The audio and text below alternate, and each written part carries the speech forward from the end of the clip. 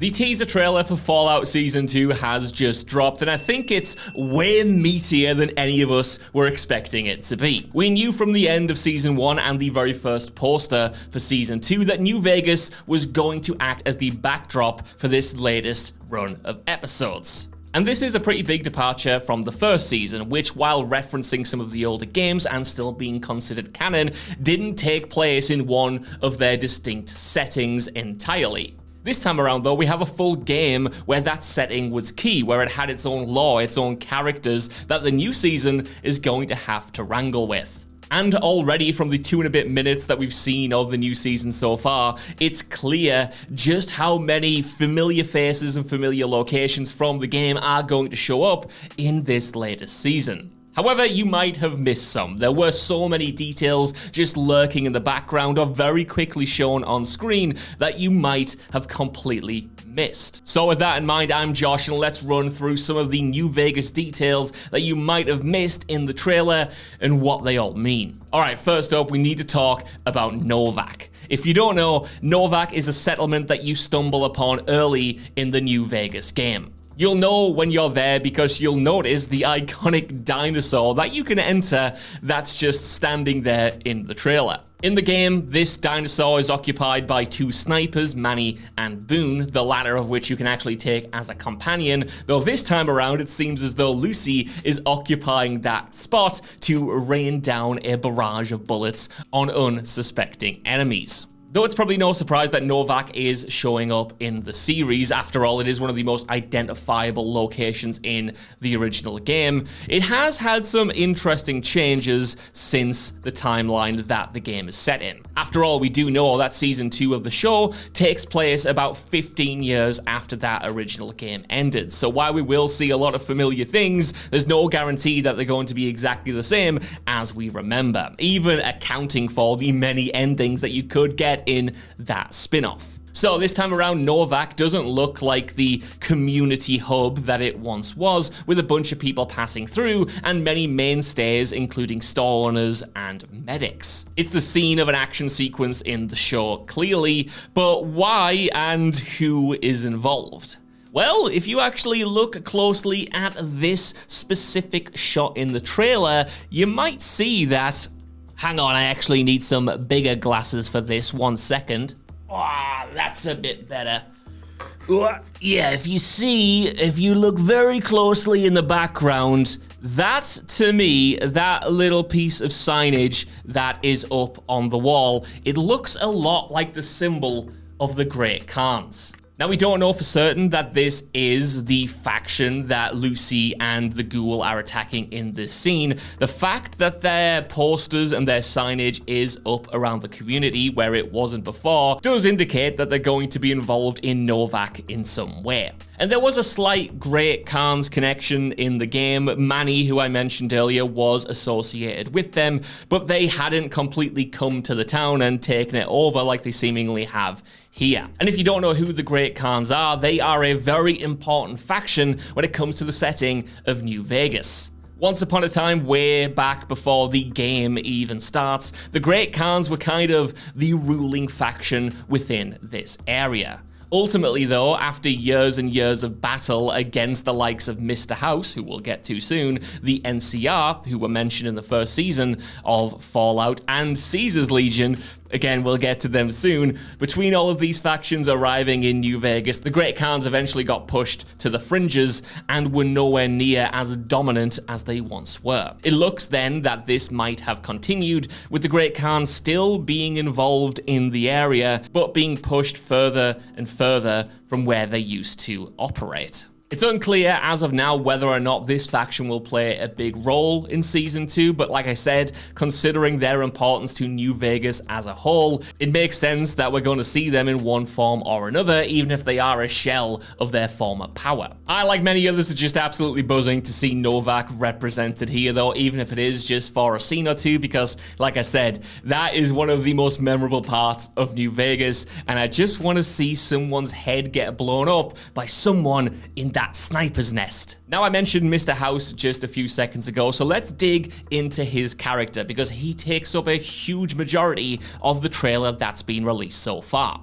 Though he did have a cameo in Season 1, it's important to note that the actor has been recast, with Justin Theroux taking over the physical embodiment of Mr. House. But just who is this bloke and why did he take up so much time in Season 2's teaser trailer? Now, this is a character whose mystery runs throughout the entire game of New Vegas and will undoubtedly run through Season 2 as well, so I don't want to spoil anything surrounding this character if you want to go in completely blind, but then at the same time, I don't know why you would have clicked on this video, but I digress. So if you don't want to know anything about Mr. House, skip to the next section. I've put the timestamps in the description because there are potentially big spoilers about his backstory coming in a second. Of course, we see Mr. House multiple times throughout the trailer in footage that is set before the bombs fell and the Great War started. Here, he's meeting with Cooper / the Ghoul, and he's talking about being one of the most powerful men in the entire world, not just in Vegas, and his idea that a war is coming, that the bombs are gonna fall. And this is exactly in line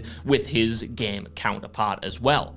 In the game, Mr. House has huge influence, not over just the entirety of Vegas and Nevada itself, but the entire world. He's one of the most identifiable businessmen and kind of a celebrity in his own right. He's smart as well. He's not just all style over substance, and the game makes it clear that Mr. House, through his myriad technology and calculations, figured out long before most people that a war was coming and nuclear destruction was inevitable. This was later confirmed when he was clued in amongst a bunch of other powerful people that, yeah, nuclear destruction was inevitable, so they best get their plans in place. Mr. House then, with all of this time to prepare, did have an idea about how to withstand the Great War to come. He put a bunch of infrastructure in place in New Vegas itself to essentially save it from total destruction. The idea was to get his robots up and running and New Vegas prepped with security systems that would kind of deflect all of the nuclear missiles and leave Vegas as an untouched utopia where everything else was totally destroyed. Unfortunately for him, though, he wasn't quite 100% accurate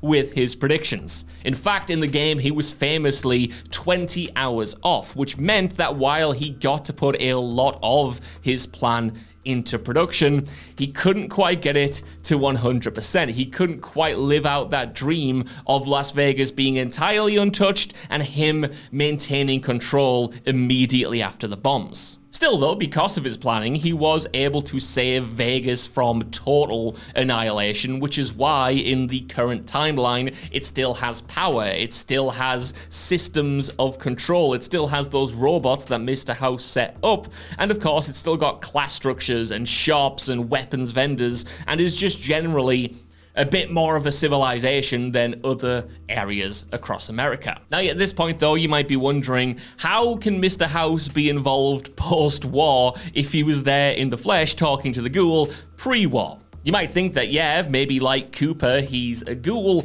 but it's not that simple. See, in the game, Mr. House only appears to you via his automatons and on the big green screen, not like the one that we shoot videos on, but the big television computer screen that you see in the trailer in his penthouse suite in the Lucky 38. He appears on that screen and he gives you instructions as to how you can side with him and help him gain total control over the Nevada area, but you don't see him in the flesh unless you turn against him. And if you do turn against him to try and figure out just what his deal is and how you can get him off the board, you go down to his underground lair where you realize that Mr. House is pretty much a vegetable that's hooked up to machines that have managed to prolong his life and put his consciousness in the infrastructure that he created all those years ago. Outside this medical pod, though, he can't survive because he's being subjected to bacteria and infections and whatever the hell else the real world has to offer him outside the safety of his great big security blanket. So unless you actively side with Mr. House in the game, 9 times out of 10 he will die in one form or another. Which begs the question, in the teaser trailer we only see and hear House pre-war. Will he be involved directly in the events that we're going to see across Season 2? Will he have found a way to survive? Is it his consciousness? Is he a synth? Or is it just going to be the legacy that he's left with New Vegas as a whole that the characters are wrangling with? That is going to be one of the tantalizing mysteries going into this season that even game fans like myself don't fully have the answers to. Okay, that is one big hitter of a storyline that is being taken from the game, but what about another one? Briefly in the trailer, we see another antagonistic faction from New Vegas, the iconic Caesar's Legion. Essentially, if you haven't played the game, these are the outright villainous faction from the game that you can join. Under the leadership of their Kaiser, they take influence from the Roman Empire and essentially set out to subsume all other factions and tribes into their own legion, removing their identities, stripping them down until they are purely loyal. They do this through a lot of murder and a lot of crucifixions. While they do seem like outright kind of cartoonish baddies when you just describe them like that, though, in the game they are a little bit more complex. The leader, Kaiser, does have his own interesting motivations for doing what he does, informed by readings of earlier civilizations and his own experiences. They are outright evil, don't get me wrong, but their motivations for being as evil as they are genuinely interesting, and it makes them more than the cartoons they intentionally appear as. Now, in the trailer, we do see two brief shots of them, and interestingly, in one of them, Lucy seems like she's being led through one of their camps. Now, Kaiser's Legion was heavily involved in the game with the battle for Hoover Dam against the likes of the NCR and, of course, Mr. House and his own shenanigans on the Vegas Strip. It's unlikely that the ending where they win will be made canon here, as you would imagine that you would see their influence a little bit more in the trailer, especially around the Strip itself if they did win that battle and took more control. Also, it's important to note that the Kaiser that I'm referring to is almost certainly dead no matter what ending you choose in the game and no matter which ending is made canon here, because his entire storyline in that game is that he's fighting a terminal illness that is going to kill him at one point or another. And with us being 15 years in the future from the end of that game, even if he got some life-prolonging medicine, he probably would have died by now. An interesting tidbit, I think, is that it's Lucy who is in the Legion camp. That's because in the game, it's made clear, especially if you play as a female character, that women within Caesar's Legion are essentially subjugated at every level. They're not allowed to be soldiers, for instance, and they're deemed as second-class citizens within that society. This might not play a massive part in the story of Season 2, but it probably will be referenced in one form or another, especially because it doesn't look like things have changed in that regard too much in the intervening 15 years, as when you see the shot of all of Caesar's as soldiers together, I'm pretty sure every single person in there is a man. Speaking of that shot as well, the person in the foreground whose face you don't see, that's because in the game, Kaiser's second-in-command, Legate Lanius, wears pretty much the exact same armor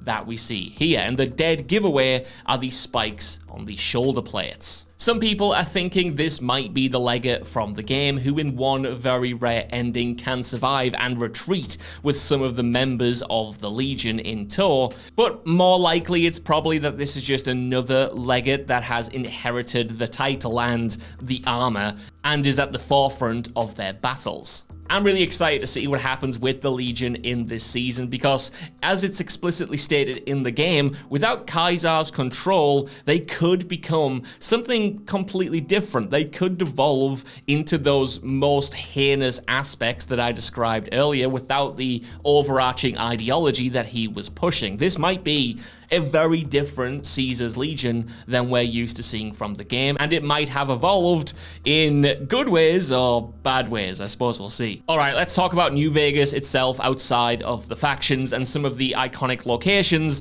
that are going to play a part in this season. First up, we see the Atomic Wrangler, which is located in Freeside in the game, which is the area just outside the New Vegas Strip. We see it in a shot where the ghoul is jumping out of the upper floor window. And interestingly, here you can see that the signage for the Atomic Wrangler is still working, which means that despite how it looks and how the strip looks in the trailer, New Vegas probably hasn't been completely decimated and is still functional in one form or another, even if it might not be its past glory self. And we also see people and civilians on the ground as well. It looks like there's a trader or something, which again indicates that Freeside, at the very least, is still a hub for vendors and shops and communities. Next up, we have one of the most mind-melting shots in the trailer, and it's a blink and you'll miss it moment. At a certain point, we see Lucy shoot what appears to be a feral ghoul in the head,